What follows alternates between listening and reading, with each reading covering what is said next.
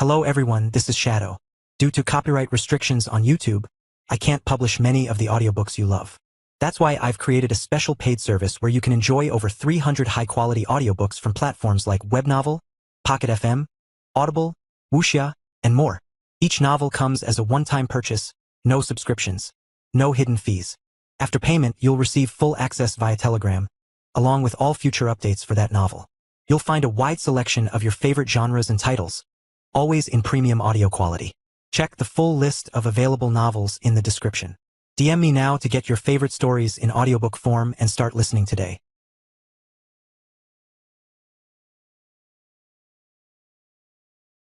Chapter 321, Bandit's Fear. The impressive show of force from Blazelle and the tempting power she presented to the bastard bandits effectively turned the tides of their opinion. At first, almost all of them were completely against the subordination of their group into FlareCorp. But now that they saw what Blazelle was capable of, what FlareCorp was capable of, they understood that they had no chance against them in a straight-on war. She was just the third in command, meaning there were two more powerful people above her. Yet, the bandits knew that the strange apparition of fire standing guard above her was enough to decimate them all. It threw away everything they knew about power and mana. It was the equivalent of seeing true magic in a magicless world. And what they don't understand, they fear. Blazelle was able to take control of the bastard bandits and use it as her own army.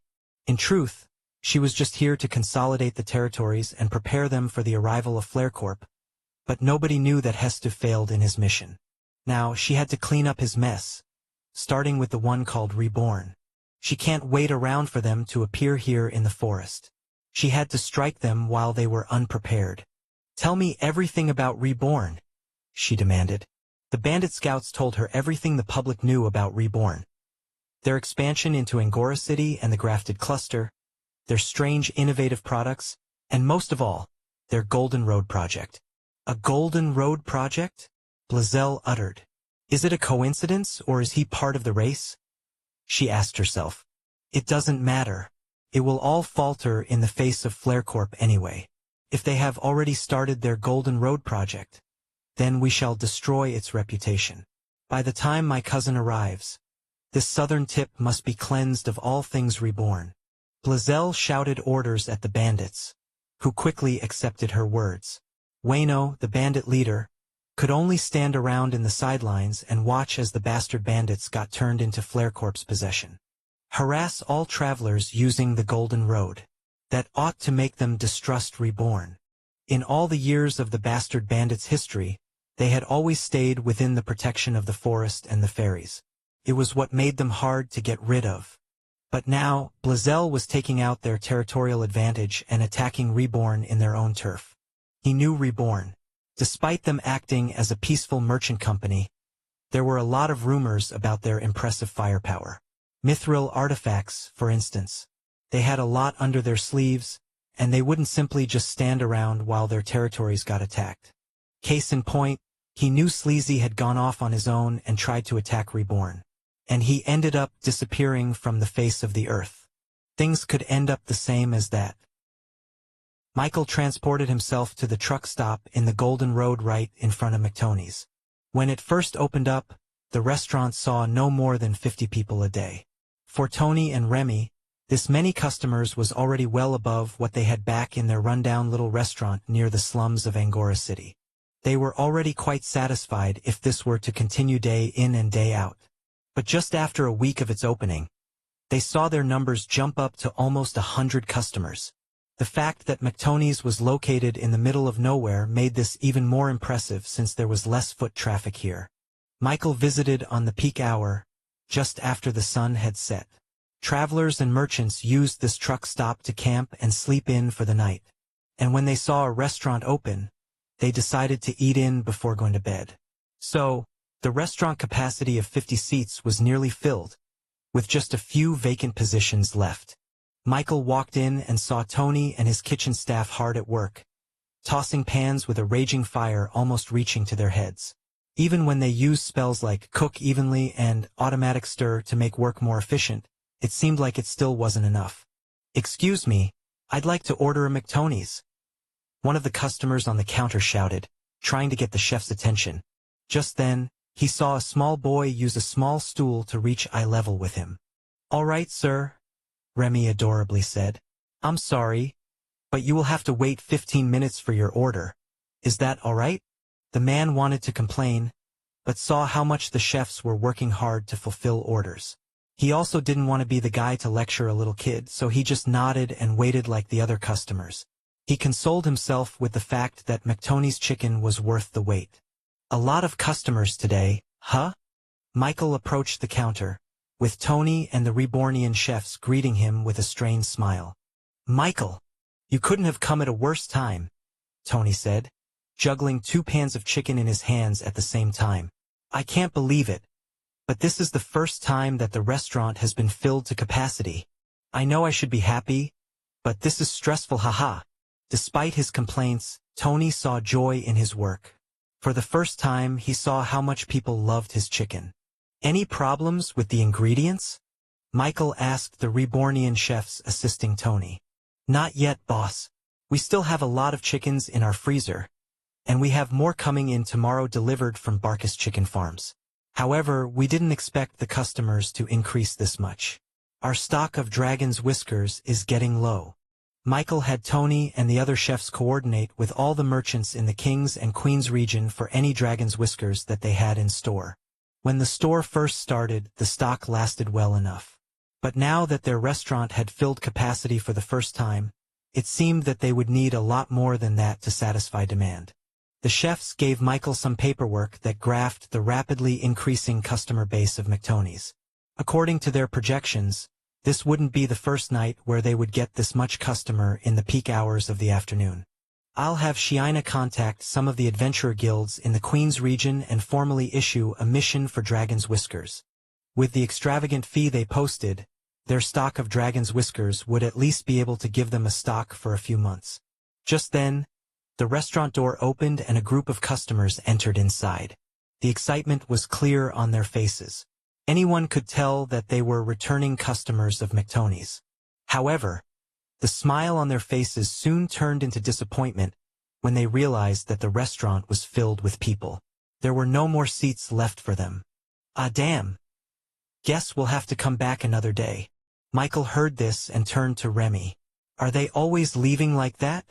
"They don't have any places to sit," answered innocently. It was then that Michael remembered an important aspect of fast food restaurants: takeout. But it was in that exact moment that Michael saw a shadow emerge from his feet. Chapter 322. Questions for Blazel. Michael moved to a more private location. Once he was alone, shadows from the corner appeared in front of him and turned into the shadow orcs. He thought it was just a routine report, but he was surprised to see 3 orcs appear in front of him. It was Naruto, Sasuke, and another orc whose shadow robe outfit didn't seem to be in good shape. Most of the silk material had been burned away, leaving holes all around his uniform. "What happened to him?" Michael asked immediately. The prospect of a Rebornian getting hurt without his knowledge was something that immediately tugged at his attention. Using his supreme talent, he scanned the orc's light mana, seeing if there was any danger to his life. Thankfully though, aside from a few burn marks in the skin that was already halfway healed, the orc was in relatively good shape. However, the fact that he was even hurt in the first place was a little bit worrying. Aside from the fact that his lesser unity defense was broken through, a shadow orc should have all the tools he needed to escape untouched if he wanted to. Meaning, this shouldn't have happened. The 2 shadow orc chieftains kneeled in front of Michael and apologized. "Bu-Tutu. It is with our greatest dishonor to report that we have failed in our mission. Even our elite shadow force were not able to infiltrate our enemies," Naruto said, slapping his breast muscles harshly. "Tell him what happened," he instructed the shadow orc. The injured orc bowed to Michael. "Bu-Tutu. The task that my superiors had assigned to me was to closely monitor the actions of Blazel, the 3rd in command of Flare Corp." He began to describe in detail everything that the orc shadows had seen just a few hours ago. He told Michael about the meeting with the bastard bandits and her failed attempt at gaining control over their group. It was only when she became angry did she unleash a power so great that even we cannot withstand it. I was attached to her shadow, so the power I felt was even more amplified than normal. My lesser unity defense tried to protect me from the flames, but was unable to withstand its strange power. There were flames, yet it was not made out of fire mana. I had to make a split decision. In the end, I chose to retreat all shadows from the bastard bandit hideout in fear of getting discovered. It is my failure that I was unable to gather more information about Blazelle and her strange power. The shadow orc kneeled and waited for punishment. Yet it did not come. Michael heaved a sigh of relief. It doesn't matter. As long as you are all well and good, then the mission doesn't matter. Your lives are more important than anything else, he reminded them. But Tutu, we are grateful. Ratata. I am even more grateful. Michael didn't even consider it as a failed mission. After all, Blazelle was the third in command of the entire Flarecorp army. Of course she was strong. The fact that they could escape out of there unscathed and without Blazelle even knowing about their existence already spoke to how competent they were at their jobs. However, from the Shadow Orc's description, Blazelle's power didn't seem to come from her magic at all. It was something else entirely that even his lesser unity defense could not counter. What exactly did you see? Michael felt his intuition going off. There was something familiar and unfamiliar about Blazelle's power. I was only able to take a glimpse from afar, the Shadow Orc answered. A figure made out of flames appeared hovering above her. It looked surreal. It cast no shadow and it didn't get illuminated by the oil lamps around it. And most of all, it had no presence of mana at all. Nothing. Michael felt his heart pumping loudly. He looked down at his chest and felt it with his hands. This wasn't just a normal heartbeat. It was the Godforge piece trying to tell him something. The thought had already crossed Michael's mind, yet he just couldn't believe it yet. There were too many unknowns. However, his intuition was telling him, Blazelle had a Godforge piece of her own. And not only that, but she was also able to summon her own apparition. A whole plethora of questions appeared in Michael's thoughts. Was this normal? Were all Godforge piece owners capable of summoning their own apparition? Did they meet with the metallic woman as well?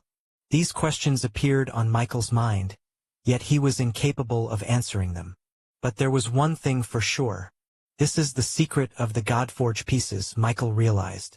This is why the corporations who hoard Godforge pieces distribute them to their heirs and successors.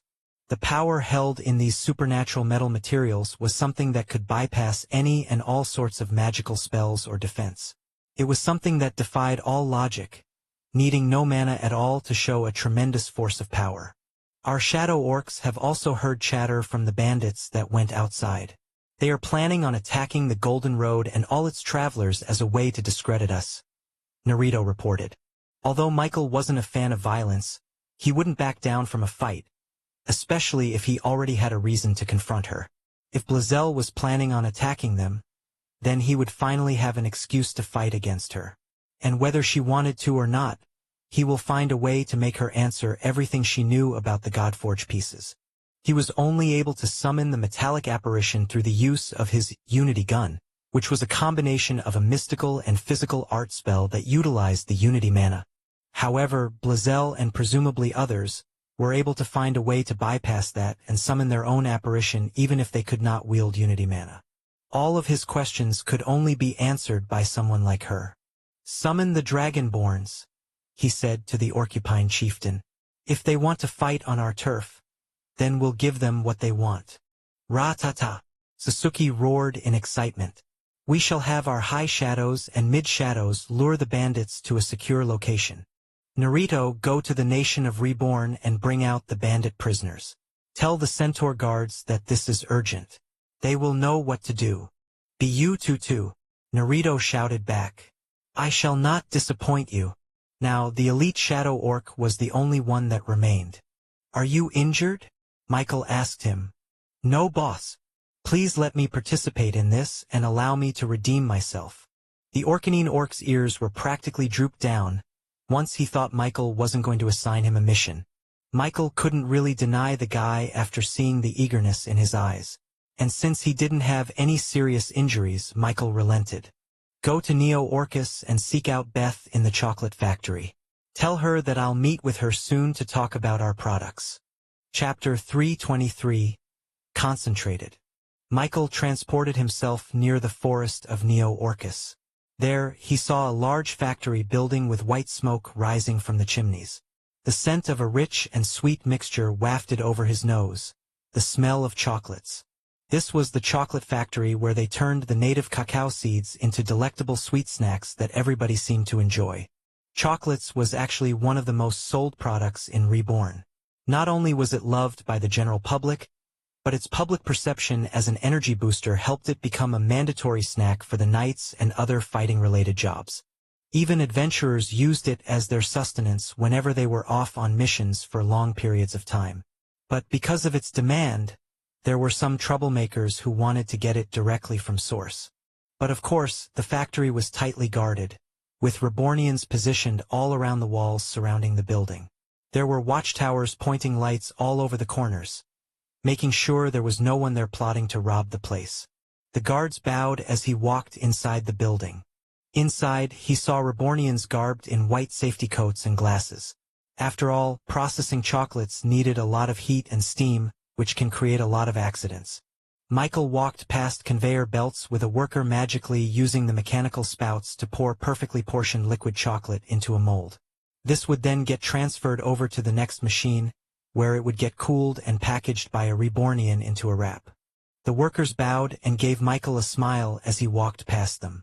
Since he already announced his arrival, the guards guided him to the top floor where the offices were located. Michael knocked on the door and opened it, seeing Beth in her baking attire with oven mitts in her hand.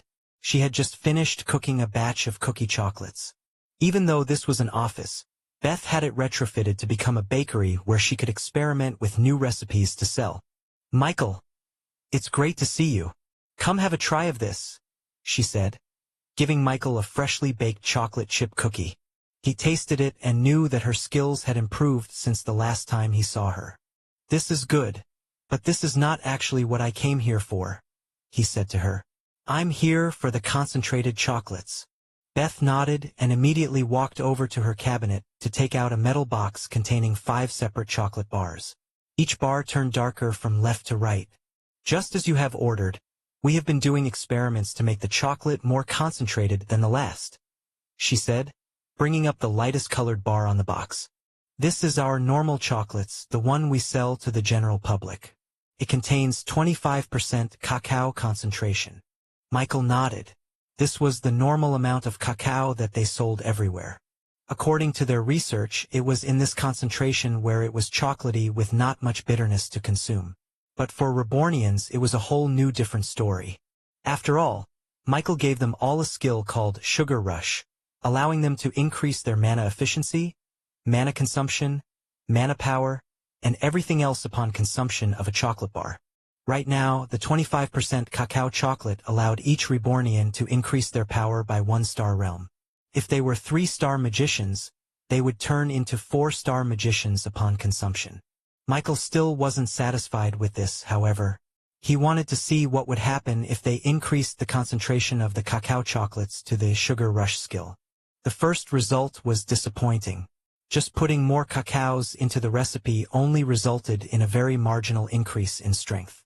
Thankfully though, after many iterations and experiments from Beth and the rest of the talented bakers in the factory, they were able to make their first breakthrough.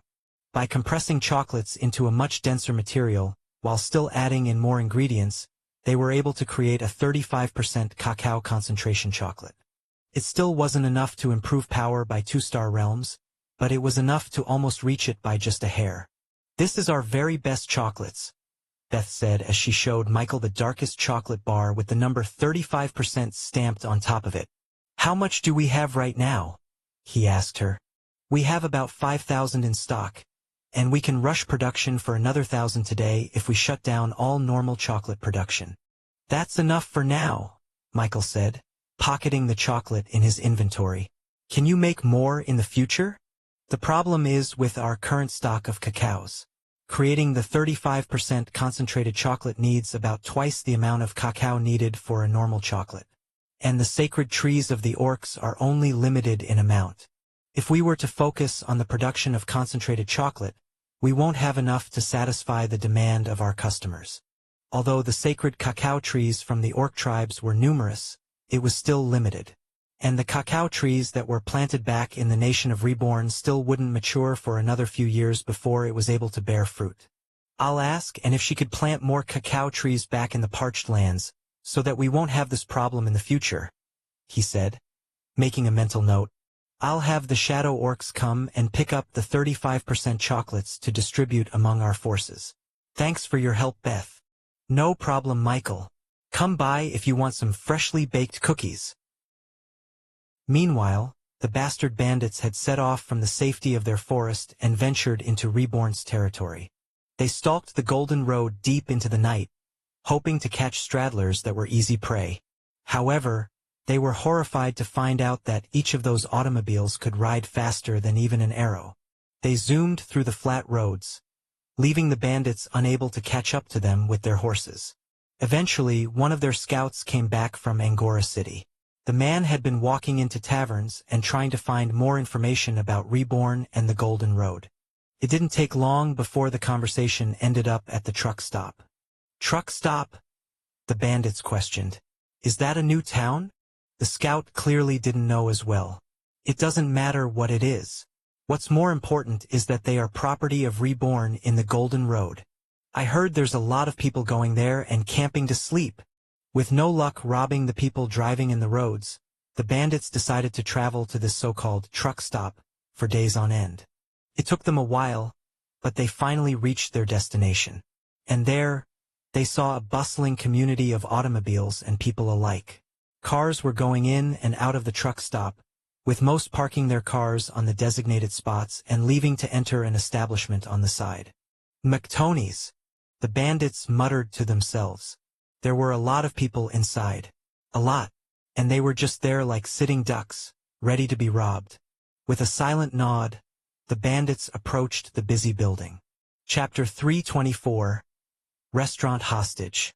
Once Michael had everything prepared, he returned back to McTony's to settle his unfinished business. Specifically, he wanted to talk to Tony and the others about customers being able to take out their order and eat it on the go. He appeared once again during the night, at the peak hours of the restaurant. Tony, Remy, and all the chefs were busy serving out chicken after chicken without any pause. But at least now, they seemed prepared to handle this many customers. After that day when they reached full capacity of customers, the next several days continued to be like that as well, giving them time to adjust to the workload. Michael looked out the counter and still saw some people entering the restaurant and leaving disappointed once they saw they had no seat left to sit in. We need to talk about ordering takeout, Michael said. There's a lot of wasted business once people leave without being able to eat a single thing. Tony was able to find some downtime as the chicken cooked in the pan. Takeout? What's that?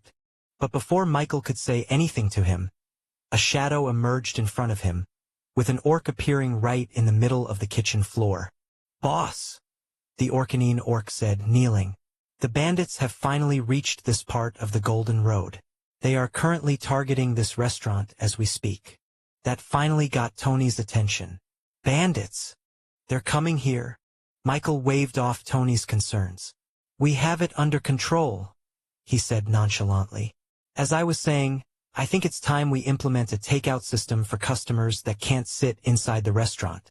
I'll have some Rebornians create takeout boxes. What are you talking about right now? Don't we have to worry about the bandits? It was at that moment when the door to the restaurant was busted wide open, with a bunch of roughly dressed individuals walking inside with swagger in their steps.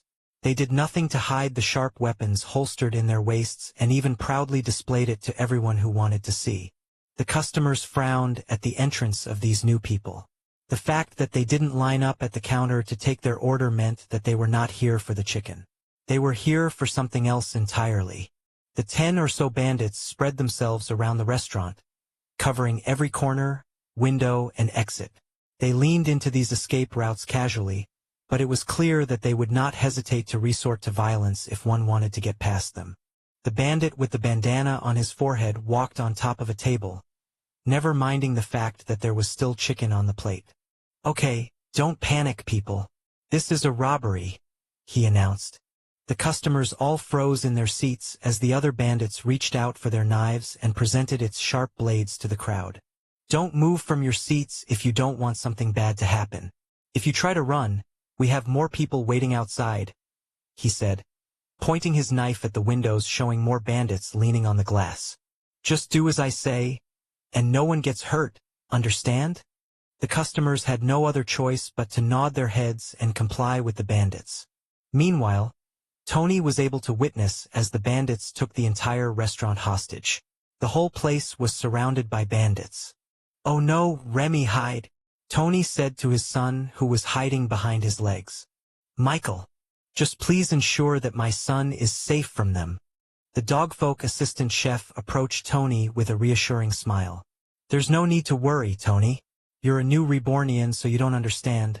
But the safest place in the entire world is right next to where our boss is. There's nothing to worry about." Tony looked at all of them and saw no sign of distress in their faces. The Rebornian chefs continued to cook chicken as if nothing was happening, and Michael was still talking about the takeout system even during this entire situation. "We have been preparing for their arrival for a few days now," explained the Shadow Orc. "This is within our estimations. And besides," Michael said, pointing at the two particular customers sitting at the tables, "I have someone there that I trust completely. They'll take care of it. Now, let's talk about the takeout wrappers." Tony didn't know if he should be awed or worried at Michael's nonchalance to the whole situation. Back to the hostage situation in the restaurant, the bandana bandit silently signaled the other bandits to take out their large rucksack bags. "I want everybody to take out all your jewelry, your coin pouches, and everything valuable on your bodies. Set them down at your table and put your heads down. If you do, then our bandits will not attack you as we collect the money." There was no hesitation for some customers. They hurriedly took out their coin pouches and put it on the table, with its hefty catching ringing out on the table. These were the people who valued their lives more than some gold coins. But for other people, they were less than inclined to give up their life savings to the bandits. To quell any ideas of rebellion, the bandana bandit stabbed his knife on the table, just missing the reluctant man's hands. At that point, everybody was convinced to give up their possessions in exchange for their safety. "Okay, put your heads down," the bandit commanded. Everyone did. They buried their heads on the table and hoped that this whole thing would be over fast. The bandits began collecting all the jewelry and valuables on the table. However, it was only now in the silence of the room did the bandits notice that there was a table who didn't comply with their rules. Two people were sitting facing a wall, with their heads still clearly up, and with no valuables on the table. Not only that, but the two of them had the audacity to continue eating fried chicken without a single care in the world. This is so good, bro. I can't believe bro Mike has been hiding this restaurant from us. Yeah, I want this every day." The bandits looked at the two demi-humans and didn't recognize their species. Their bodies were full of scales like a snake, yet their heads were more like that of a lizard than anything else. "Didn't you hear what I said?" questioned the bandana bandit, brandishing his knife near the dark blue-scaled demi-human's neck. "Lower your heads or I'll cut your necks." But in response to that threat, the two of them kept munching on their fried chickens as if the bandit was even less than wind.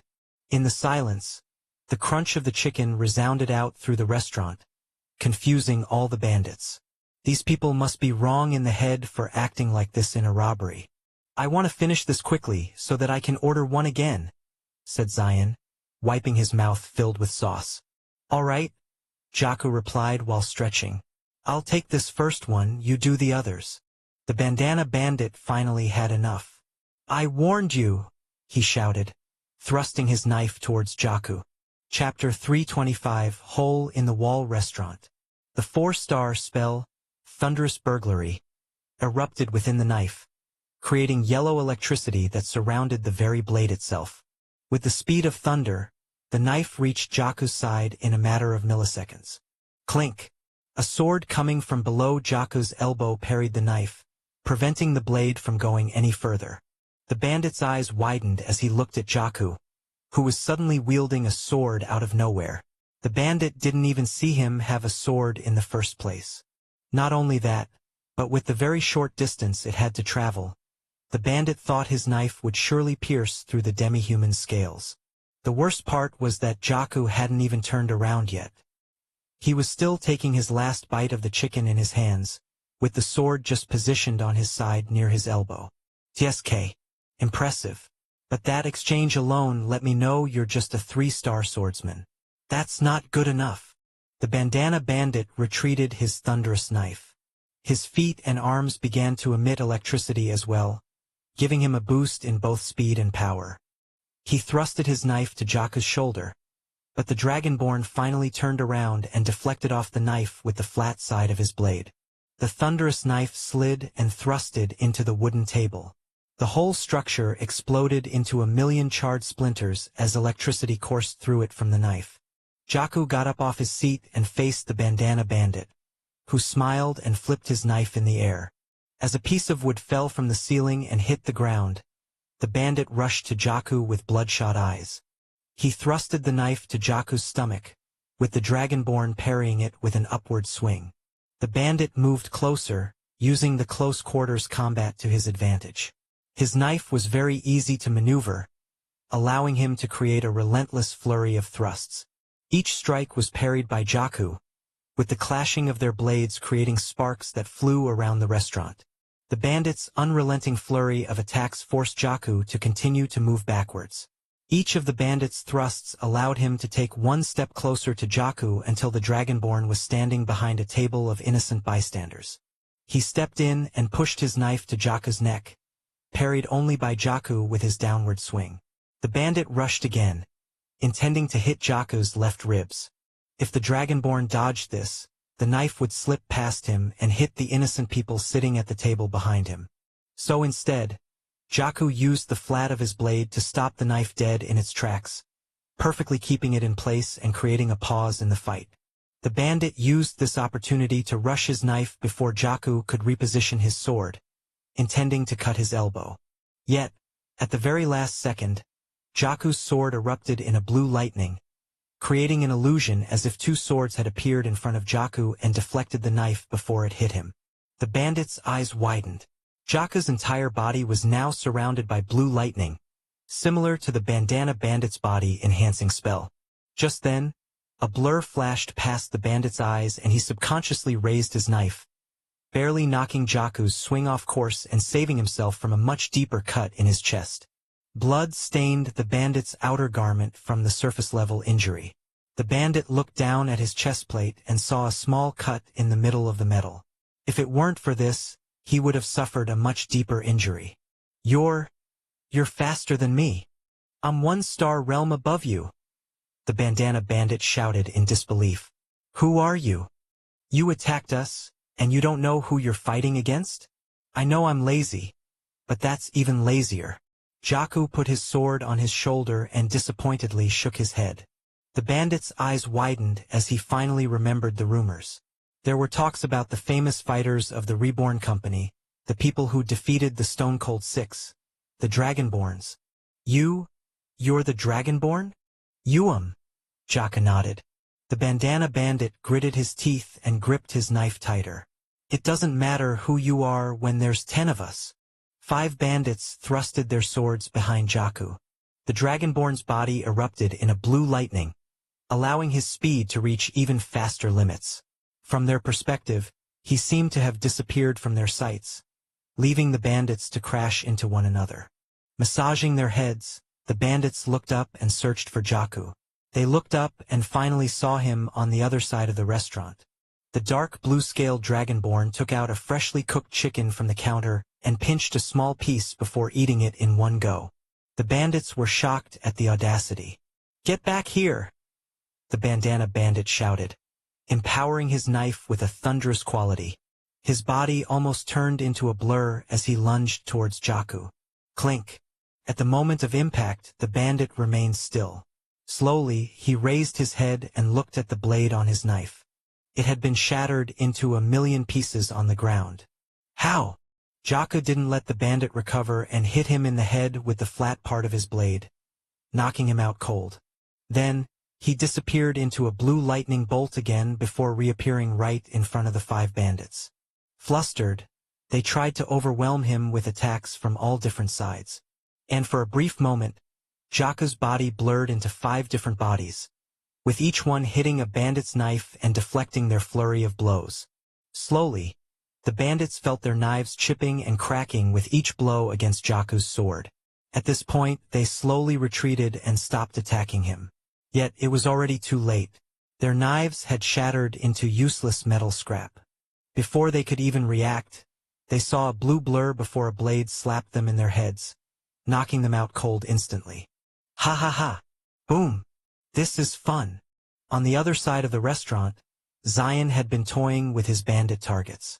The red-scaled dragonborn had been weaving left and right as all 4 bandits thrusted their knives at him. Despite the reckless action from the youngster, none of the blades were able to reach his scales. This was the perfect opportunity for him to practice the Dempsey roll skill that Michael imparted onto him. Ha, ha! What the hell is up with this kid? The bandits' attacks became ever more sluggish as they felt exhaustion creeping up on them. They had been at this for a full minute, yet they couldn't get a hit on Zion. Oops, Jaka said as he looked at the other side of the restaurant. Bro, Jaka's done with his practice. Time for me to finish this, he said. As the exhausted bandit thrusted his knife at him, Zion ducked down and performed a swift uppercut to the wrist, disarming the man. And with a left-right 1-2 combo, he disarmed the rest of the bandits around him, with their knives haphazardly flying off into the ceiling. Befuddled, the bandits were left defenseless as Zion prepared his final move. Spacebreaker punch! He shouted as his dark violet gauntlets began to glow a purple light. Space itself began to crack around his fists, propagating further as Zion gathered power around his gauntlets. I told him to not overdo it, Jaka muttered in a disappointed voice, watching from the sidelines. His body erupted in blue electricity again as he teleported himself to the innocent civilians that were about to be caught up in a massive explosion. Zion didn't even seem to care as he finally unleashed the power of his punch, with all 4 bandits being caught up in the propagation of the cracks in space. The Dragonborn's gauntlet hit the first bandit squarely in his stomach, launching him forward. And somehow the 3 other bandits seemed to have been caught in the force, feeling as if a big boulder had hit them like a meteor. They shot off into the walls, destroying the tables and chairs that were in the way. They then burst through the glass windows, skidding an extra 50 meters outside before stopping on the ground. Chapter 326. Backup v Backup. Tony looked through the window with his jaw dropped to the ground.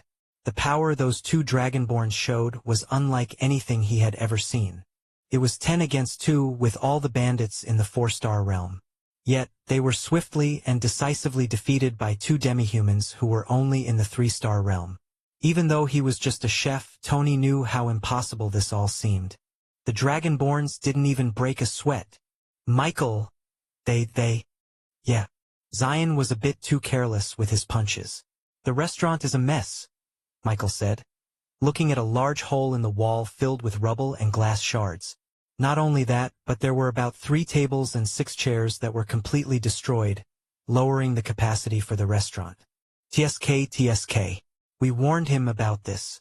Now, Shiina will be forced to lower his chicken allotment for the week, Michael said disappointedly. They defeated those bandits, Tony shouted. How did they even do that? That's just normal, one of the Rebornian chefs said. And upon hearing this, the little Remy couldn't help but gleam an excited smile. Really? Then does that mean I can be as cool as those big brothers? Michael nodded. Of course. Then I'll be an ass-kicking chef in the future. I'll not only serve a juicy fried chicken, but also a swift kick of justice, Remy proclaimed, with stars almost forming in his eyes. Oh, how cute, little Remy.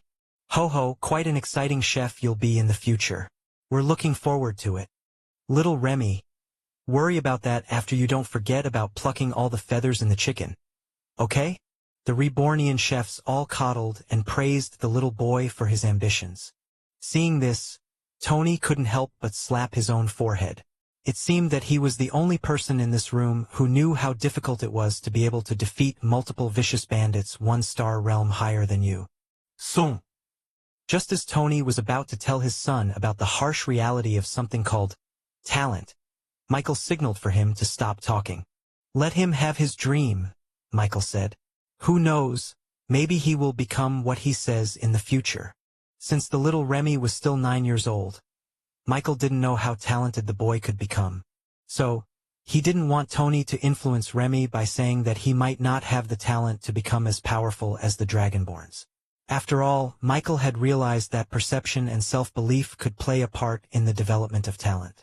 For example, the red Hobmankeys evolved the exact same way that Michael wanted them to evolve once he told them about their new jobs. If it could work in the evolution of demi-humans, then it could possibly work in the talent awakening of a human. Maybe I should focus on the education department of Reborn. Chat JK for, make a note. Understood. Making a mental reminder. Michael, I see more bandits out there.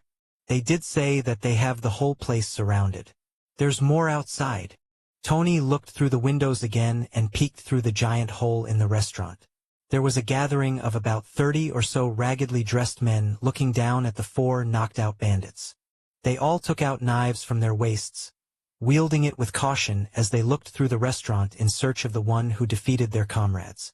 Don't worry, we have more people outside, Michael said. The 30 or so bandits stared at the restaurant with more caution. The fact that they were able to defeat the bandana bandit leader and the 9 other bandits meant that they were dealing with a much more difficult situation than expected. Hey, what happened over there? The bandit said as he slapped the unconscious man on the ground. Unfortunately, he was totally knocked out. If he wasn't, he could have warned them to retreat now before they faced those Dragonborns. TSK, are they slacking off? How dare they get knocked out by a bunch of civilians? One of the bandits said. How embarrassing of them. Let's teach these civilians a hard lesson. We'll storm the restaurant together. On 3 we go. 1, 2, Hichari. Before he could finish his sentence, the bandit suddenly felt something tugging at his feet, causing him to fall forwards. Ow! What the? He looked at his lower body and saw a shadow wrapped itself around his shins. Then, his eyes naturally saw a large, intimidating orc standing behind him. It had a great furry mane around its neck, with its muscles even bigger than his head. He couldn't even understand where the orc had come from. Anyone among them should have sensed the approach of such a big creature like him. Yet when he looked at the other bandits, he realized he wasn't the only one. He saw them struggling to break free from the shadows that wrapped themselves around them. Some had their arms forcefully strapped to their backs, some had their legs almost sinking to the ground, and some had almost their entire bodies coated with a dark black material. Arg! What's happening? What are these? Get this away from me! Following the direction of these shadows, the bandits saw an entire horde of orcs standing menacingly behind. Who are you? The bandits screamed at the orcs. Yet, they continued to stand still, not moving an inch and remaining completely silent. It was then that the silence of the night was disrupted by the sounds of multiple hooves crashing on the ground. The disturbance propagated through the earth, causing the bandits to look towards its source. And there, riding in the distance, they saw 10 centaurs rushing at top speeds and leaving behind a cloud of dust behind them. They held humongous lances to the side, ready to skewer the bandits. As they came closer and closer, the centaurs didn't slow down their approach. They rushed even faster, with the very tip of their lances aimed directly at the trapped bandits. Their lances glowed with tremendous red power as the ground beneath their hooves quaked in fear. And as they reached their target, a large explosion erupted from the point of collision. The crash sent the bandits flying off into the air in different directions. The 15 or so unfortunate bandits that took the brunt of the force were immediately incapacitated, with most of their bones broken from the impact and only further exacerbated once they landed harshly on the ground. The other 15 bandits didn't come out unscathed, however. Their small knives were unable to deflect against such a large course of impact, so they were still injured from the initial explosion, with most sustaining broken bones and internal injuries. Yet, they were able to pick themselves back up after landing on the hard concrete ground. Where did they come from? One of the surviving bandits muttered with strained breaths. Blood flowed from his injured forehead. Retreat! He shouted to the other surviving bandits. But before any of them could move, red mankeys rushed behind them and knocked them out with one swift hit in the neck. Chapter 327. Meeting a Reformed Bandit. After the bandits were taken care of, Michael came out of the kitchen to assure the customers that this type of thing wouldn't happen again. But surprisingly, instead of being angry that their dining experience was ruined by the bandits, the customers began approaching the Dragonborns and giving them praise. They were impressed by their swift removal of the bandits, even at the cost of some property destruction. Hee, of course. That's just what I do on the regular, Zion boasted, scratching his nose. Jaka hit his younger brother on the head with his sheath. Idiot! You created a hole in the restaurant. Ow! The red-scaled Dragonborn glared at his older brother. What's the big deal? We'll rebuild it anyway. TSK. It's not the rebuilding that I'm worried about. What do you think will happen to this restaurant once it's under construction? You think they'll still sell chicken? The realization came to pass in Zion's mind like a truck. He held his heart in pain, probably in more pain than what the bandits could have done. Oh no! I've made a terrible mistake. Don't close down the store.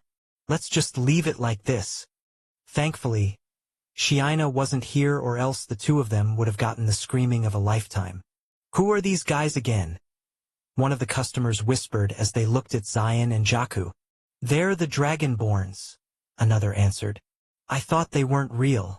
The rumors were true then, that they could defeat people one-star realm higher than their own. And did you see those centaurs outside? If they're protecting the Golden Road, then I'll feel safe traveling here. As it turned out, this kind of hostage/robbery situation was normal in this world, especially in the middle of nowhere like this truck stop was located at. Traveling out in the wilderness were usually accompanied with encounters with bandits and monsters. It was normal to fight off either one of them at least once every 3 days of travel time. And in the entire time they used the Golden Road, this was the only instance where they felt any danger at all. That was the reason why they weren't at all fazed by the bandits, and continued to eat their chickens after everything was over. Chef, another order of chicken? One of the customers said, walking around one of the bandits unconscious on the floor as he approached the counter. Michael tapped Tony's shoulder. See that? They're asking for more chicken. Tony absent-mindedly nodded. He was still not over everything that happened tonight. He was the only one reacting normally while everyone was already too jaded. Don't worry. The bandits are all taken care of, Michael said just as the centaurs picked up every bandit and gathered them into one big circle. But what if they come again? That's why I asked the centaurs to come here for support. You can count on them for security. One of the centaurs approached the kitchen area, ducking down the door as he entered. Boss, we have all the bandits captured. Good job, Michael praised them. I was just talking to Tony about your new positions here. I want you to work with the Red Hobmankeys to patrol the Golden Road and prevent something like this from happening again. Michael also asked the leader of the Hobmankeys to enter the conversation, formally introducing the two demi-humans who would one day become the highway patrols of the Golden Road. Your two groups will work in tandem. Centaurs don't have any problem with being ridden like a horse, right? The centaur bowed his head. We will do anything to protect Reborn. Good. Since you'll be highway patrols, you'll need to be able to catch up to any high-speed troublemakers. I'm expecting a lot from you. The Red Hobmankey leader faced the centaur, and even without exchanging any words, their eyes communicated a common sense of loyalty to Reborn. The two shook hands, solidifying this symbiotic relationship. We shall work hard. The Red Mankey bowed to Michael. Your headquarters will be here in the truck stop, but I want regular trips around the Golden Road frequently. I know you're quite short on people right now, but we'll see if we can improve your numbers in the future. There were currently only 10 Red Mankeys in the nation of Reborn, which was why Michael only asked for 10 centaurs to transfer over to the Queen's region. The highway patrol only consisted of 20 for now, but would certainly grow in the future, especially once they found the secret village of the Red Mankeys. Now, I think it's time to meet with the bandits. Tony, you'll be okay, right? Tony nodded his head. I'm still a little rattled, but I'm a lot more at ease now that I know that these people will protect the restaurant. The centaur and the Mankey both tapped their chests in confidence. Don't worry, Papa. I'll protect you in the future. Remy butted in. I'll become like those dragonborns. Tony looked through the window and saw the two dragonborns almost strangling each other for the last piece of chicken on the plate. Even when the chicken had already fallen on the floor, they still treated it as brand new. I hope not. Once he settled everything in the restaurant, Michael walked outside and saw the pile of unconscious bandits laying down on the concrete floor. An Orcanine shadow orc approached Michael. Shall I send him in now, boss? Sure. Michael nodded. As the orc used his shadow transport skill to summon a person from afar, Michael used a simple water ball spell to wake up all the sleeping bandits from their slumber. Ugh, my head. What happened? Who? As the bandits slowly regained consciousness, their eyes opened to see a silhouette of a person approaching them. They jerked their injured bodies, only to realize that their hands were cuffed behind them. Our boss just wants to ask you a few questions, a voice told them. We won't tell anything, one of the bandits muttered. You should have just killed me. Everyone here would rather die than submit to another company. Damn. We should have been like Sleazy and just left the group when FlareCorp approached us. The person chuckled. I didn't leave. I was captured. Sleazy walked closer to the bandits, letting them see his distinct face and sharp chin. They wouldn't mistake him for anyone else. He was the infamous Sleazy who didn't take no for an answer and took anything he wanted. You're here. We thought you were dead. You're with them now? Sleazy looked at the bandits with pity. I am not, yet. I haven't earned it. Why? The bandit hoarsely shouted. You were the personification of a real bandit, following no laws, no humans, and no morals. What happened to you? I was reborn. I should have died and was given a second chance, a better life, and I realized that I had been doing things wrong my entire life. And now, I want all of you to realize that as well. The other bandits looked at Sleazy with doubt, wondering if he was real or a clone. You'll find out soon enough, Sleazy said with a smile. Chapter 328. Driver?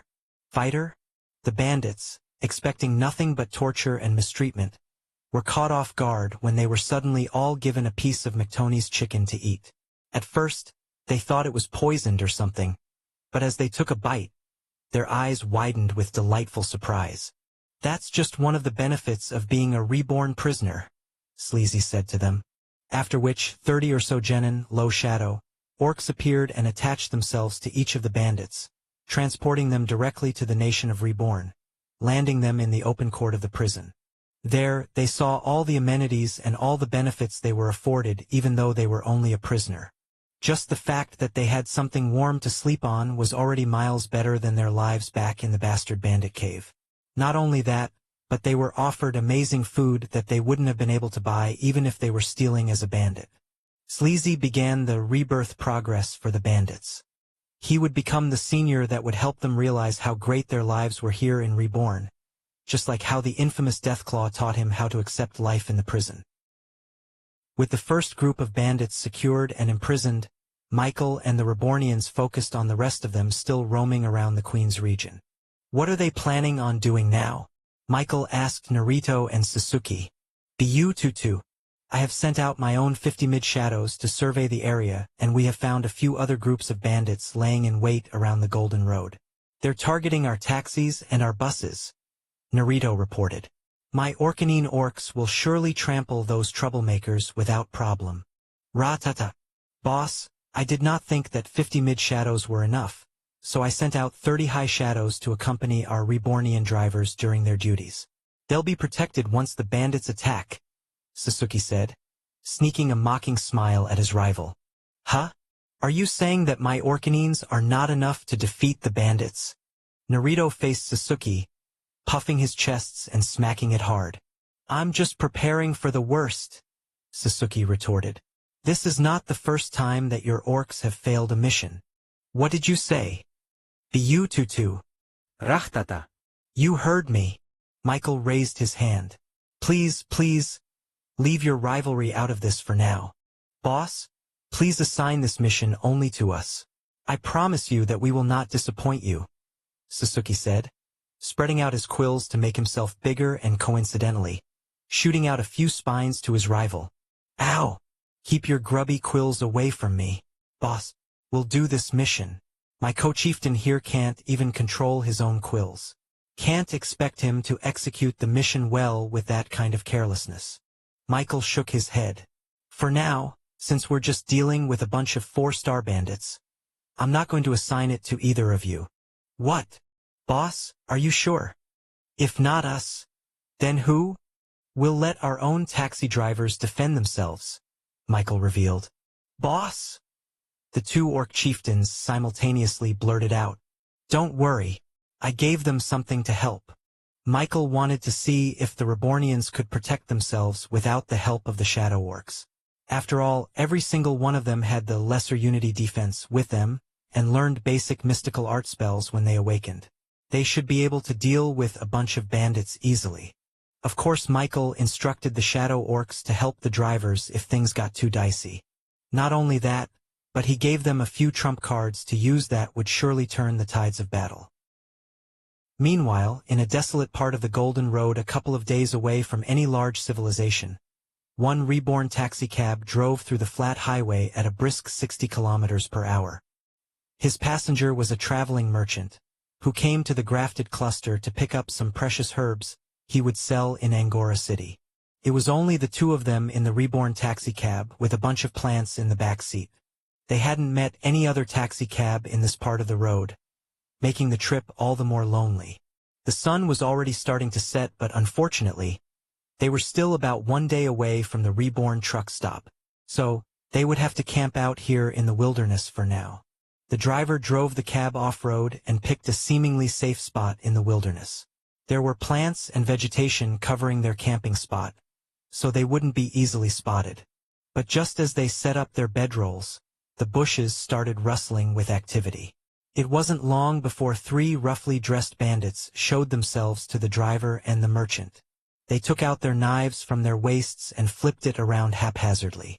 Its blade shined under the moonlight, showing its sharp cutting threat. Give me all your money and we won't kill ya, one of the bandits wearing only a shoulder guard threatened. Money! Money! Give me money! A merchant! Jackpot! The passenger merchant raised his trembling hands. Dee-do! Don't hurt me! The 3 bandits laughed. Robbing these merchants was easy, especially since they didn't have any guards around them. All my gold coins are over there. The merchant bumbled over his words. The bandits looked at the rucksacks stacked near the fireplace and approached it with greed in their eyes. You will do no such thing. He is a passenger of Reborn. He and all his belongings are protected by our authority. The 3 bandits looked at the driver, who wore a simple white long-sleeve t-shirt with a Reborn symbol and a captain's hat. Under whose authority? The shoulder guard bandit scoffed. You're just a driver. He gestured for the other 2 bandits to deal with him. They approached the Rebornian driver, flipping their knives threateningly. But instead of getting scared, the driver balled his fists and put his arms up in self-defense. I'm not just a driver, he said confidently.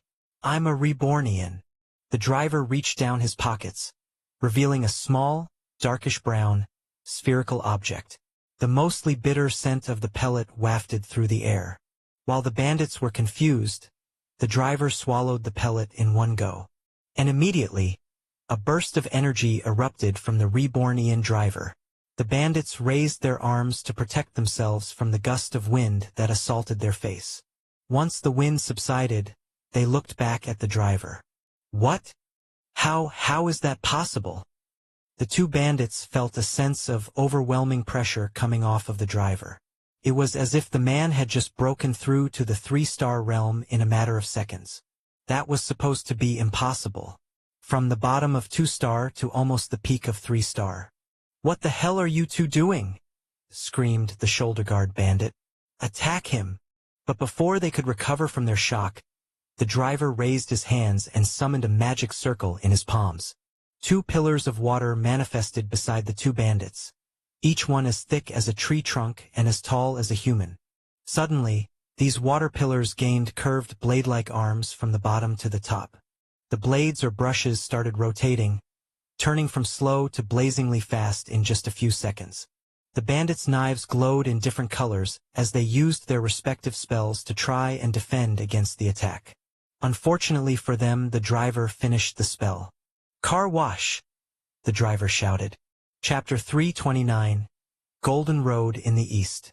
The 2 pillars of water closed in on the 2 bandits, smacking them with the force of water rotating at the speed of almost 300 kilometers per hour.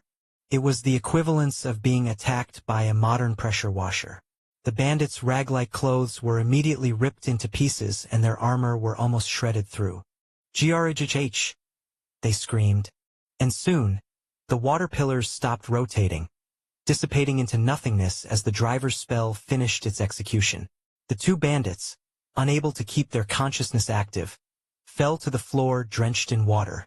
Witnessing this with his own eyes, the shoulder guard bandit couldn't help but slowly back away in fear. The most frightening part of this was the fact that the spell wasn't even meant to be an offensive attack. It was just a simple 2-star spell meant to clean dust and grime off of an automobile.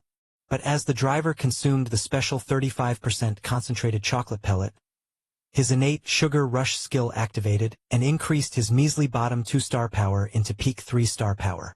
It was able to turn a harmless production spell into a ferocious shredder that could almost rip armor into pieces. What the hell?" the bandit screamed. He slowly backed away, intending to run away from this horrifying situation. The driver, still feeling the effects of the sugar rush skill, picked up the 2 knives dropped down by the unconscious bandits. He stared at the fleeing shoulder guard bandit, who stumbled as he tried to get over the bushes that obstructed his path. "Auto route to target," the driver muttered as he threw the 2 knives in his hand. His technique was sloppy and his aim was horrendous. However, the skill he invoked allowed the knives to automatically find itself driving to the target with pinpoint accuracy. After all, this was a skill that all Rebornian drivers were given once they got the job. This lessened their driving load during the day, allowing them to take their hands off the wheel and let the skill drive the automobile automatically. Now, it was used to hit the fleeing bandit directly in his legs, destroying his chance for fleeing. "Ha ha!" the driver panted. After taking a few breaths, he turned to the merchant passenger. "Are you okay, sir?" The merchant couldn't bring out any words out of his mouth. He only looked at the 3 bandits down on the ground, and back to the unassuming driver with disbelief in his eyes. Were all Rebornians as strong as him? The passenger asked himself.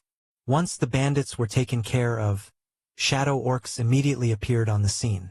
They thanked the driver for their service, and disappeared carrying the unconscious bandits on their shoulders.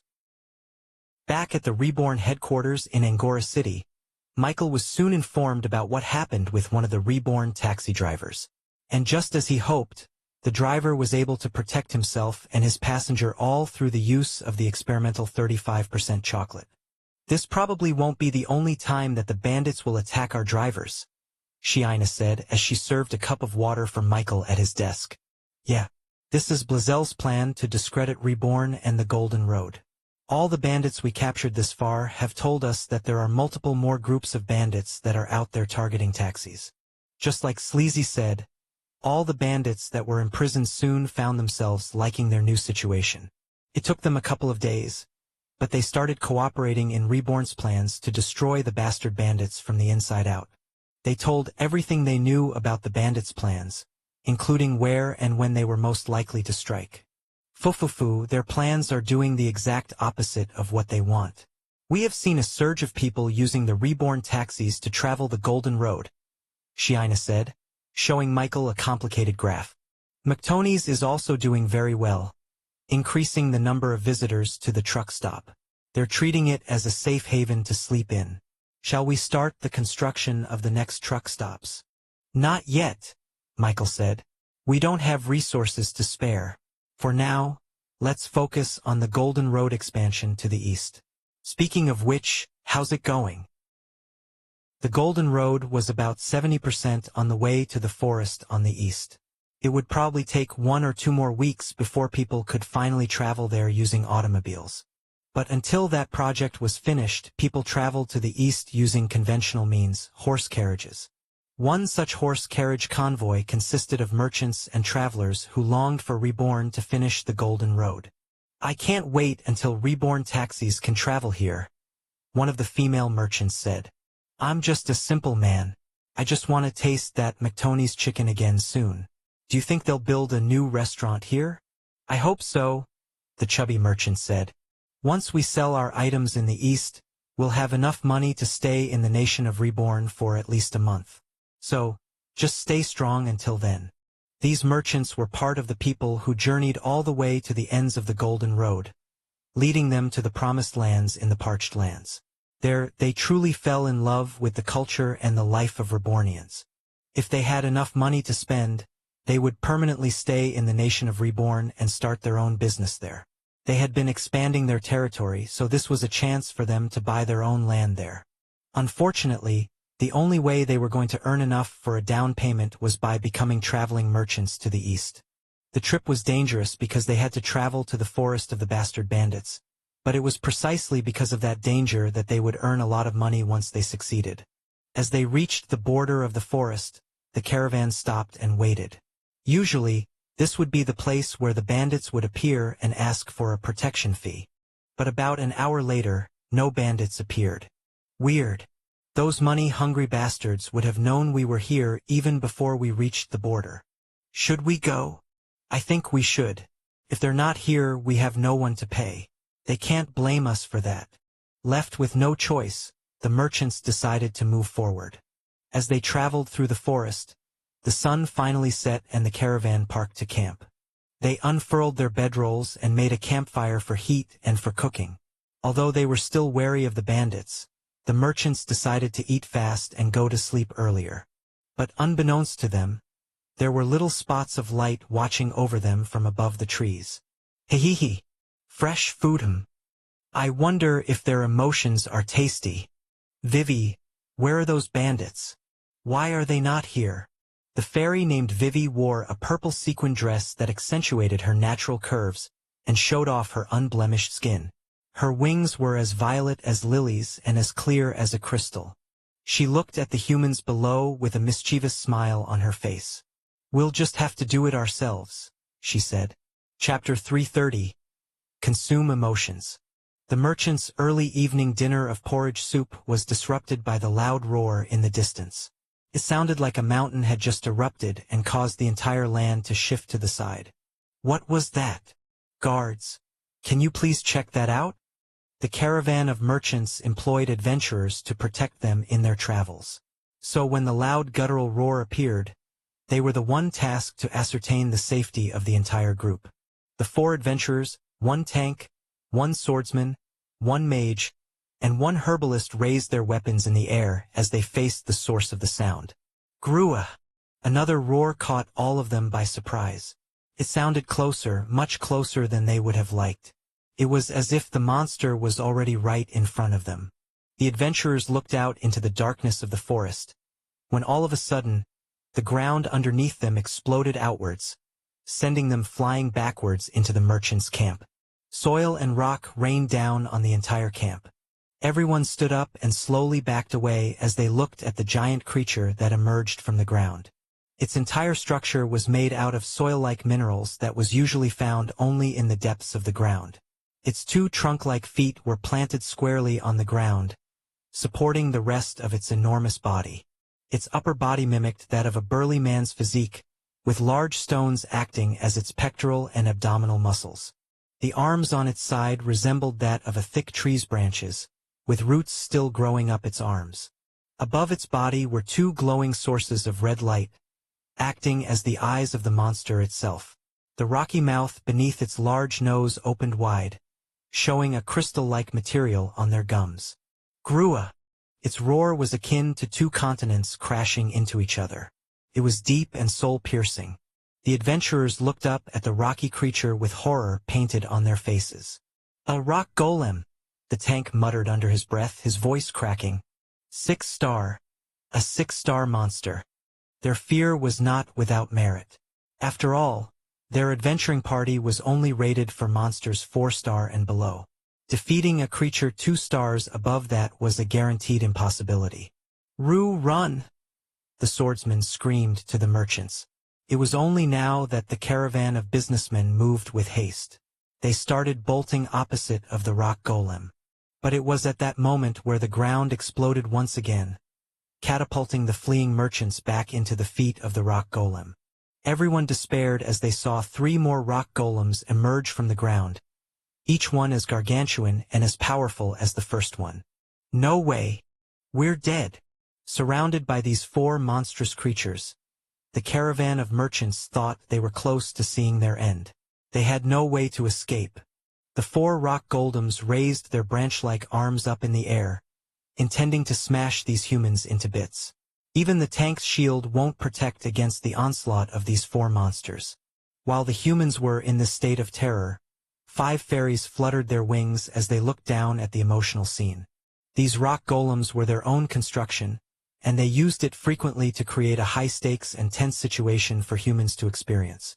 After all, their innate skill as a fairy consume emotion, allowed them to reach down the metaphysical dimension of human emotion and use all the complex and passionate feelings they had for sustenance.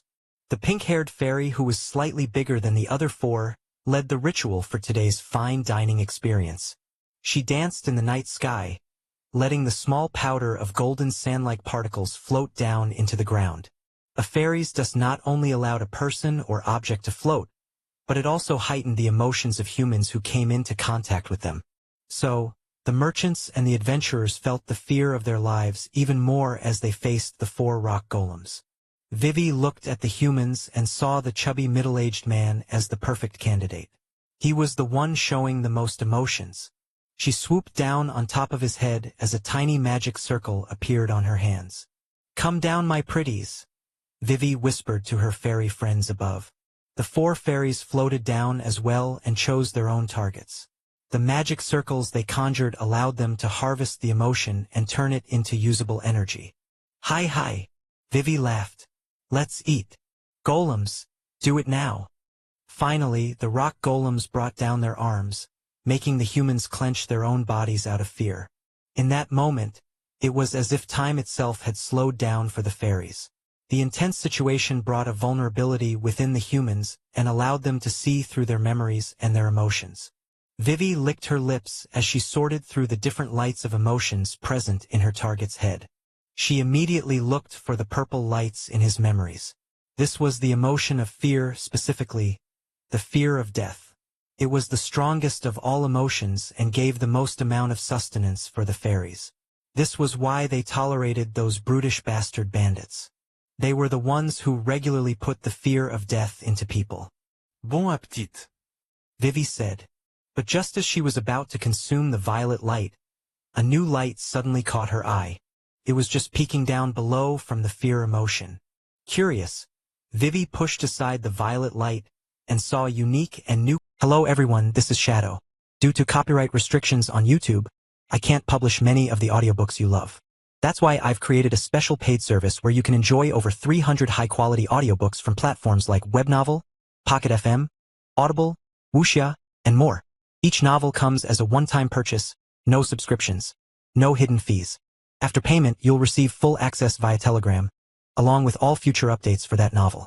You'll find a wide selection of your favorite genres and titles, always in premium audio quality. Check the full list of available novels in the description. DM me now to get your favorite stories in audiobook form and start listening today.